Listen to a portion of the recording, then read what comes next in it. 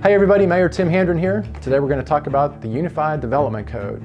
Now this is a complicated thing that's got a lot of changes that are going to affect Boerne, and it may not affect you directly at home right now, but it does affect the entire community. And so I wanted to bring in the folks who have been shepherding the changes in the Unified Development Code to help it tell the whole story.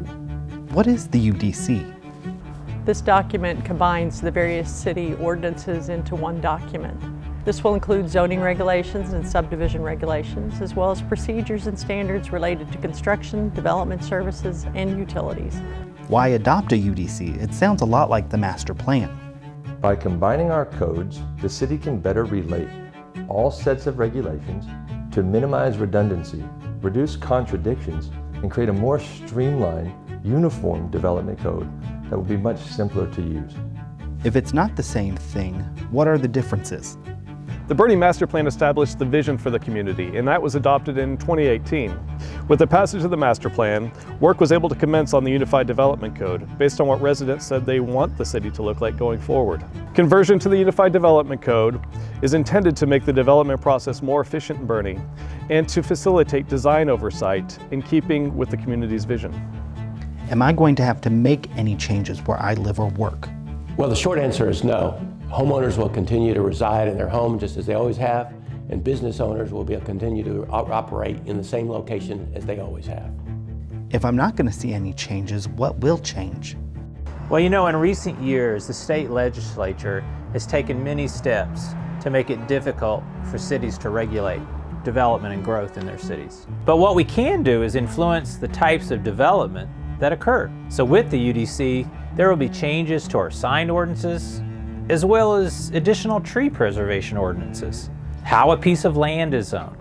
And it will be adding new overlay districts, and I'll talk more about that in a minute. The goal is to have every part of our city continue to feel and maintain the character it was intended, while allowing for responsible growth. How much of this process has been made available to the public, and where can I find those updates? From the beginning, we knew how important it would be to keep the community informed about the work we were doing and what they could expect. Because of that, we had several open house meetings and developer forums. We also spoke regularly at city council meetings and at planning and zoning commission meetings so that people would know what to expect and would be able to follow along with the project as it developed. Getting back to overlays, why do we need so many? Well, you know, for a small city, Boerne has many areas of unique characteristics and charm. These overlays will help maintain those characteristics. For example, Main Street and River Road have a uniquely different feel compared to Sobo. By having customized design oversight, we are helping maintain the identity of each area while creating a robust economy during a period of significant growth for our city. Who was involved in this process, and how long did it take? Between the main steering committee and the subcommittee, more than a dozen of your fellow Boerne neighbors helped to craft this code. Between public meetings and public presentations to both City Council and Planning and Zoning Commission, this topic has been a major focal point of work since early last year. What additional environmental safeguards are being enacted? Being in the heart of Flash Flood Alley, Boerne is no stranger to flooding.